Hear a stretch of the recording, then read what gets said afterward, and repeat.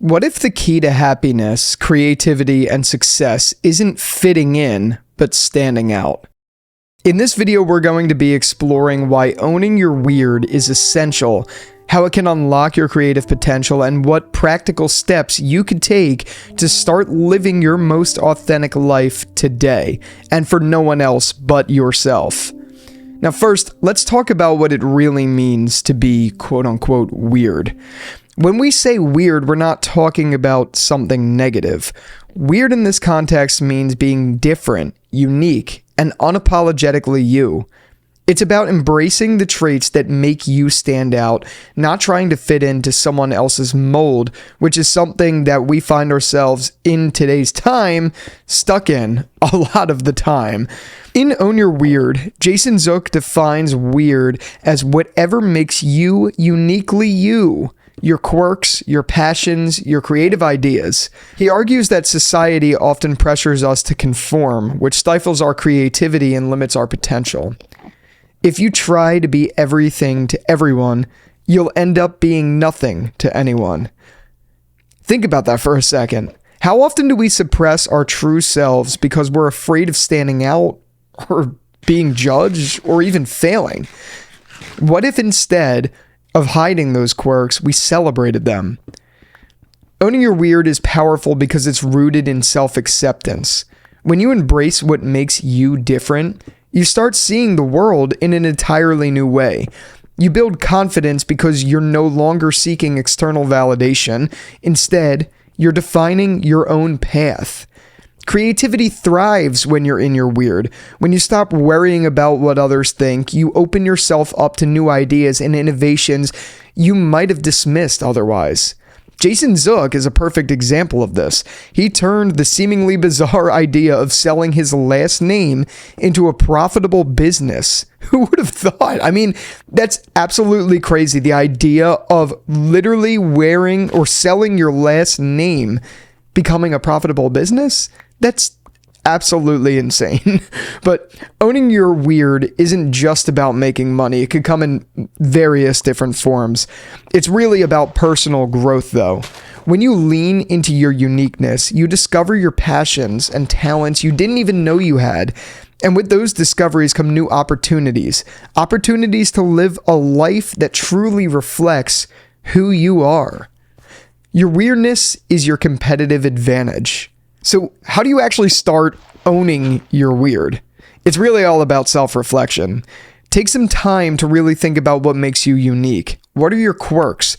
What are things you've been hiding or suppressing? Write them down, acknowledge them, internalize who you truly are, and it helps you become the best person of yourself. Next, it's about overcoming the fear of judgment. Yes, people think you're strange. They may think you're strange, but that's okay. As Jason Zook says, people will judge you no matter what you do, so you might as well be yourself. A long time ago, I created this notion in my head that I've befriended myself. I explained this to my girlfriend once, and she thought I was insane, but guess what? I don't care, because that is me, and I enjoy being friends with myself. I enjoy spending time with myself, and in doing that and in befriending me, I learned to be comfortable in my own skin and be friends with that person that is within me that for years I was probably suppressing up until this point. Really, a lot of this has to do with your own ego. I'm not talking about like cockiness. I'm talking about your internalization of yourself. When you befriend yourself, you realize who you are. It helps you learn that. It really does. Once you could learn to befriend yourself and acknowledge who you are, then you could really start cultivating your weird. This means finding ways to incorporate your unique traits into your daily life, whether it's in your work, your hobbies, your relationship. You have to let your weird shine. And finally, surrounding yourself with people who get it. This is truly one of the most important things, and something that took me years to figure out. Having people around you who understand you and understand what it means to embrace who you are is truly everything. People who appreciate you for who you are, not who they want you to be, is so important. That's how you truly find your best friends. A supportive environment is crucial in helping you maintain your authenticity. Jason Zook is a living testament to the power of owning your weird. From unconventional business ideas to embracing his quirks, he's created a life that's not only successful, but also deeply fulfilling. And this is something that you could find within yourself because he's not alone. Think of someone, I should say, like Steve Jobs, who's famously said, "Here's to the crazy ones, the misfits, the rebels, the ones who see things differently. They're not fond of rules and they have no respect for the status quo." These are the people who change the world, not by fitting in, but by standing out and challenging societal norms, by just being them and not giving a fuck what people have to say about it, because you're you. And those unique ideas that make you you are what helps fuel this world and its continued growth in everything. And yeah, okay, maybe you're not Steve Jobs, maybe you're not Jason Zook, it doesn't matter who you are, but your contributions to this world by being truly you can have a profound ripple in the universe that you'll never know. And it may be something really small in the grand scheme of things. It doesn't have to be, like I said, as grandiose as something like creating the next iPhone. That doesn't matter. But being you can help push ideas in your circle forward, for yourself forward, for the world forward. These success stories aren't just about making money or gaining fame. That doesn't matter. They're about living life on your own terms.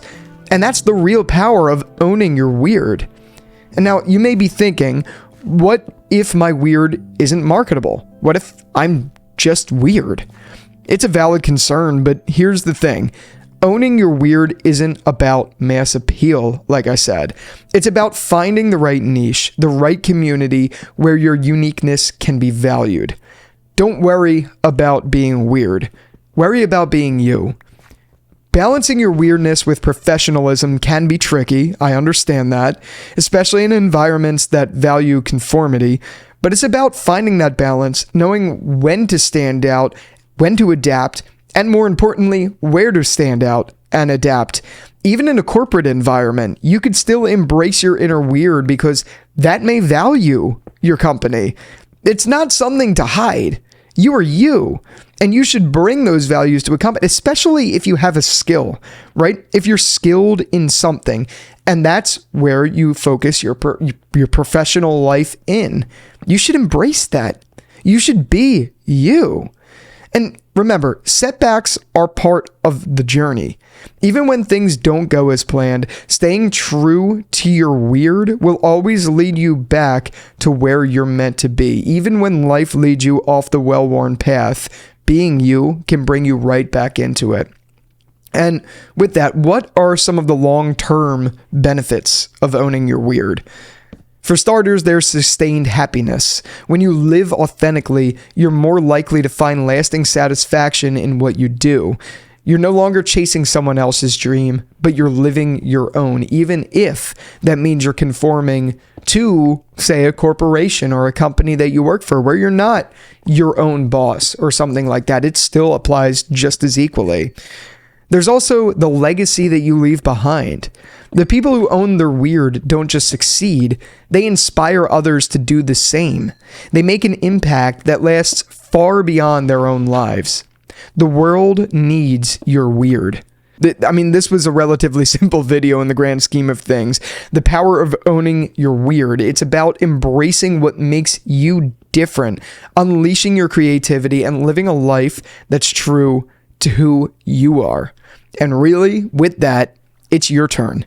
I challenge you to start owning your weird today. Maybe it's even the smallest thing, but think about what makes you unique and find ways to bring that into your life. And remember, as Jason Zook says, the world needs your weird. So don't be afraid to show it.